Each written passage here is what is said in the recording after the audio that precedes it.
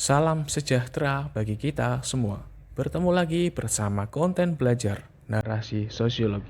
Semoga konten ini memberi manfaat buat adik-adik semuanya. Pada video pembelajaran yang lalu, kita sudah belajar tentang konflik sosial. Namun, tidak tahukah kalian bahwa konflik sosial harus ada cara penyelesaiannya? Sehingga konflik ini tidak menimbulkan atau merusak kehidupan generasi yang akan datang, dan sistem sosial di kalangan masyarakat bisa terjaga atau stabil.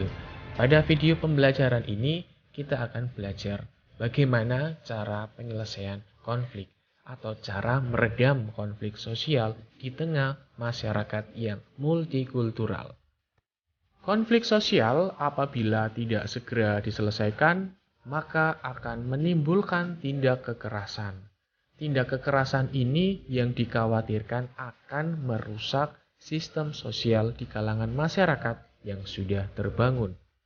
Ada 4 cara yang biasanya dilakukan atau digunakan untuk meredam adanya konflik sosial. 4 cara tersebut digunakan berdasarkan peran dari pihak ketiga. Yang pertama, ada konsiliasi. Kemudian ada adjudikasi. Berikutnya ada mediasi dan ada arbitrasi. Konsiliasi merupakan upaya penyelesaian konflik yang dilakukan melalui peran lembaga sebagai pihak ketiga.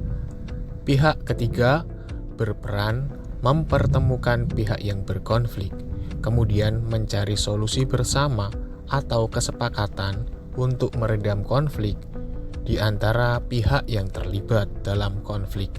Pihak ketiga ini juga mempunyai legitimasi atau wewenang dalam mempertemukan pihak yang berkonflik. Biasanya, pihak ketiga ini berasal dari lembaga atau instansi yang secara legal formal memiliki kuasa untuk mempertemukan, untuk mendamaikan, bahkan untuk mencari solusi di antara pihak-pihak yang berkonflik. Akan tetapi, pihak ketiga tidak memiliki wewenang atau kuasa untuk memutuskan sebuah solusi.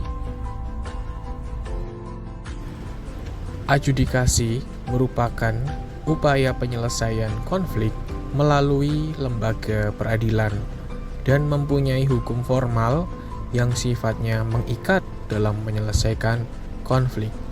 Proses penyelesaian konflik melalui adjudikasi diatur berdasarkan undang-undang atau regulasi negara yang sifatnya mengikat, dan keputusan yang diambil dalam penyelesaian konflik melalui proses adjudifikasi adalah sah dan memiliki kekuatan hukum yang kuat. Berikutnya ada mediasi. Mediasi merupakan pengendalian konflik atau upaya penyelesaian konflik yang menunjuk pihak ketiga sebagai mediator. Peran mediator di sini memberikan saran dan memberikan nasihat untuk menyelesaikan konflik. Akan tetapi, peran pihak ketiga di sini yaitu sebagai mediator tidak boleh memihak atau tidak boleh berat sebelah, karena mediator dalam mediasi tersebut harus netral dan benar-benar tidak memihak. Tetapi keputusan yang diambil tidak mengikat. Berikutnya ada arbitrasi. Arbitrasi merupakan upaya penyelesaian konflik yang diselesaikan melalui pihak ketiga sebagai pengambil keputusan yang bersifat mutlak. Pihak ketiga memiliki keputusan yang mutlak dan absolut untuk menyelesaikan konflik. Keputusan dan solusi yang diambil oleh pihak ketiga sifatnya mengikat. Bahkan pihak yang sedang terlibat konflik harus mentaati dan memenuhi aturan yang dibuat oleh pihak ketiga. Biasanya pihak ketiga yang menyelesaikan konflik dengan cara arbitrasi memiliki kedudukan yang lebih tinggi serta status sosial yang lebih tinggi dibandingkan dengan pihak yang sedang terlibat konflik. Keputusan yang diambil, semua solusi yang diambil bersifat mutlak dan absolut. Sekarang saatnya quiz time, mari kita uji pengetahuan kamu.